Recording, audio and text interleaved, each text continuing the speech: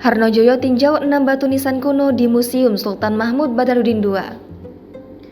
Wali Kota Palembang Haji Harnojoyo meninjau batu nisan kuno di Museum Sultan Mahmud Badarudin II Kamis 27 Januari 2022.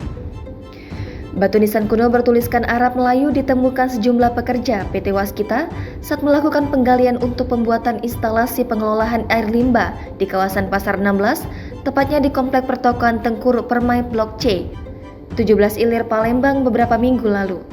Seperti diketahui, penemuan batu ini sempat menjadi viral di berbagai media sosial dan media cetak serta elektronik. Melaporkan dari Museum SMB 2 Palembang.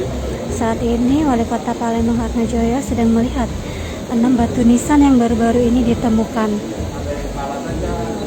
Ditemani dengan Kepala Kantor Arkeolog Sumsel, Pak Wahyu. Ya, saat ini Kepala Kantor Arkeolog Pak Wahyu sedang menjelaskan kepada Wali Kota tentang batu nisan yang baru ditemukan ini.